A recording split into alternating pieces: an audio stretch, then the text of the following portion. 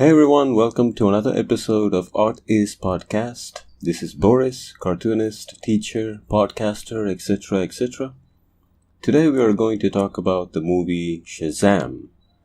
I'll give some general information about the movie, some backstory, and some spoilers-filled opinions about the movie. SHAZAM is a 2019 superhero movie from DC Warner Brothers, directed by David F. Sandberg, starring Zachary Levi, Jack Dylan Glazer, and Mark Strong. Don't worry, I'll talk about the cast in a moment. The movie is about a streetwise 14-year-old foster kid, Billy Batson, who is chosen to be the champion to maintain the balance in the world. By shouting out one word, Shazam, he can turn into the adult superhero Shazam. Of course, as any adaptation should be, you don't need to read the comics to understand the new origins. Speaking of origins, before we go any further, let's clarify how Captain Marvel became Shazam. Captain Marvel first appeared in Viz Comics issue number 2. Actually, if I'm not mistaken, Captain Marvel was the first comic book superhero to get his first live-action series on black and white, I think. Then DC sued the company because Captain Marvel seemed like a copy of Superman, and also Captain Marvel was doing better in sales than Superman at the back in the days. DC won, but they kept calling him Captain Marvel, and Marvel Comics had their own Captain Marvel, actually different versions of Captain Marvel. The Captain Marvel you see in the new MCU movie played by Brie Larson is Carol Danvers.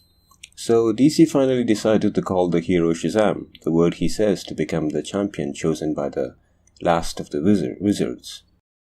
The reason why it's called Shazam is because S stands for Solomon, because he gets the wisdom from Solomon, H because he has the strength of Hercules, A because he has the stamina of Atlas, Z because he has the power of Zeus, because he creates lightning from his fingers, A because he has the courage of Achilles, and M because he has the speed of Mercury.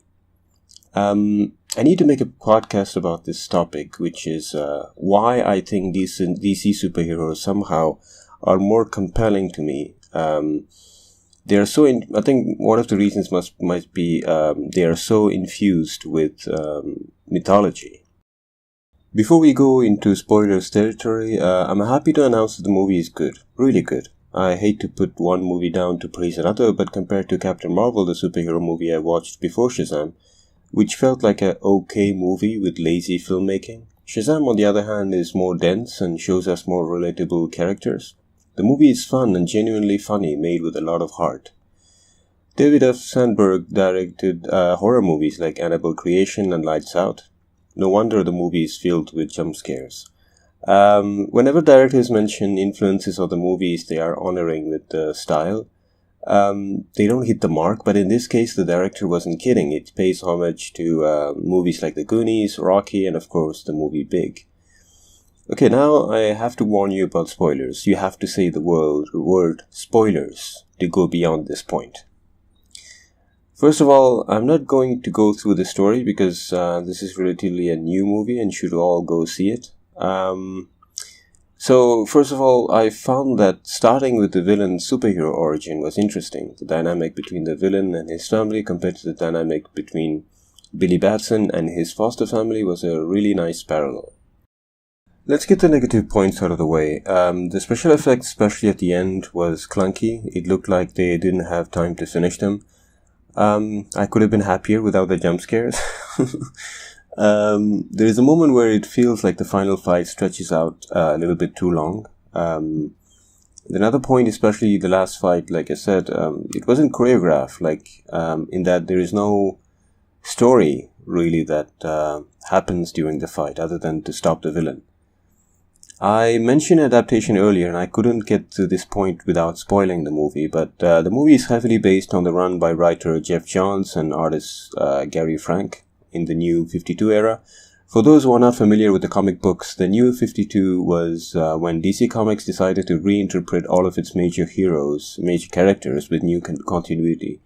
Of course, this kind of topic is controversial for hardcore comic book fans, but it was a smart move because the comics can feel overwhelming to the point where you don't know where to start, and even if you want to, it feels like it's too late to do so. So DC Comics decided to reboot the heroes to allow the large audience, which was now more interested in comics after the success of Christopher Nolan's Batman movies, to jump in. Just one last thing in relation to the movie. In the comics, the Seven Sins, which were released, had humanoid forms or humanoid appearance. But here they did a clever thing to make them actual monsters. Otherwise, at the end, especially at the end fight, there would have been too many people in colored costumes.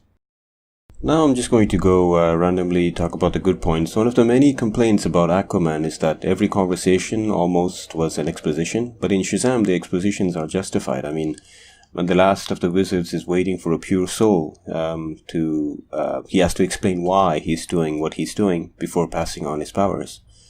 There are some really great moments when he realizes that the people who love him are the real family. Usually the superheroes like Batman, especially another red-suited superhero comes to mind, Flash, are all close to their parents. But here there's a tragic twist to the relationship between Billy Batson and his mother. The kids are adorable, and I love the fact that they focused on the family. There is a beautiful message, which I think for once they nailed in a DCU movie. I think we should stop calling these movies that. I'll explain why at the end. Even Wonder Woman, which was praised for being a great film, leaves us with a mixed message. But here they say how important family is, and those who love you are your family. In a lot of stories, the main character looks for something and realizes that it's been there under his feet the whole time. So when he discovers that the secret to beat his powerful villain is to share the power with his family, he creates the Shazam family. So that was a really great moment. Now let's talk about the charming cast, which has a great chemistry, unlike Aquaman. Zachary Levi has done a great job. In one interview, David F. Sandberg said that he was the logical choice because he's a big child, so he's just being himself in the movie.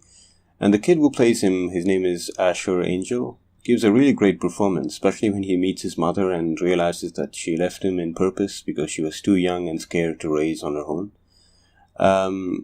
Jake Dylan Grazer, who plays Freddie Freeman, is so good. He steals the show and created a character that, that is really real. Like that kid really exists.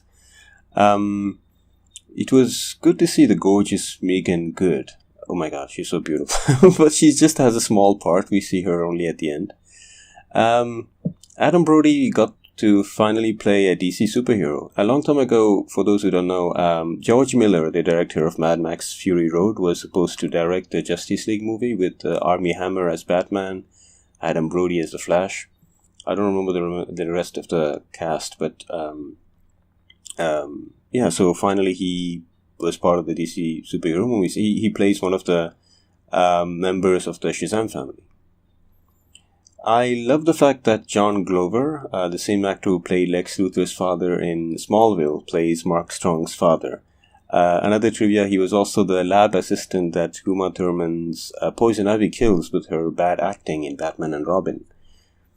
And finally, Mark Strong has another chance to play villain in the DC universe after playing the villain in the awful Green Lantern movie. He's always amazing. He's a great actor, and only great actors can pull off a villainous role and be funny at the same time. What can I say? Comedy is hard, right? It's a story about power fantasy in its purest form. I need to explore this topic in another episode, but I feel that every story is a sort of power fantasy. So now we finally come to the ending. At the end, it was a really surprise, at least for me. I knew about the Shazam family, but I thought maybe they were going to get to it in the future version or in the sequel. And yeah, they got to it. So again, in relation to the comics, in the comics run by Jeff Johns, the villain that appeared was Black Adam. So, of course, in this one, it's Dr. Sivana. So I think, so they are going to, of course, keep Black Adam, who I hope is going to be played by The Rock Johnson, because when I saw the credits, Dwayne Johnson was one of the executive producers of this movie, so I think he's closely attached to this movie. I didn't stay for the end credits because a lot of DC movies don't have it, but at the same time I thought I could see it on the internet. But the mid-credit scene, we see the caterpillar talking. But again, there were so many things going on in the movie, so I understand they didn't want to reveal, like, use Black Adam as the villain for this one. But again, I'm not, like I said, I'm not a huge comic reader, so I'm sure like that after credit scene was mostly for fans who are expecting like the sequel, or they know more about the details of the Shazam universe. And there is a moment where at the end Superman makes an appearance. To be honest, at the end, and they, I mean, they don't show his face. And to be honest, at the end, they should have brought Henry Cavill back just for one scene. I follow him on Instagram, and he's still in great shape, working out in Europe somewhere, in Budapest, I think. And because Marvel Studios did, now everybody is trying to build a connected universe in movies. But I hope Warner Brothers are learning from their mistake, because the last DC movie before Shazam, Aquaman, they teased at the end of the movie a sequel for Aquaman, not a and they didn't tease another Justice League movie. So even if this is the only Shazam movie they are going to make, I'm fine with that. Do what DC does best, which is animated movies which are based on comic book runs by different writers and artists, and not really connected necessarily to one another. Okay. So that was a really, I would say, so yeah, just go support this movie. It's really great. I think I'm going to watch it again. To be honest, again, I'm going to explore this topic, but it's really rare that I go see movies in a cinema nowadays, because I spend most of my time on Netflix and YouTube. So, of course, like, Shazam has a really special place in my heart, because I think it was also one of the very first animated animated series that I started watching. I still remember, like, back then, of course, it was poorly animated drawings. Like, for your reference, I think it was quite similar to the Super Friends, where it was just like stiff drawings with only the mouth moving and so on. So, and also when I was a kid, I loved tigers, and there was a tiger in the in the cartoon, so I loved it. What I'm hoping is that they'll bring the tiger for the sequel. Yeah. Okay, I have talked too much, but I have a lot more podcasts to do. So if you like my podcast, please follow, like, and share with your friends so that you can be my friends. And let's all talk about movies together. And as usual, please check the description for other things I do. Follow me on Instagram at Sketchman_Boris. Until next time, this is Boris, signing off.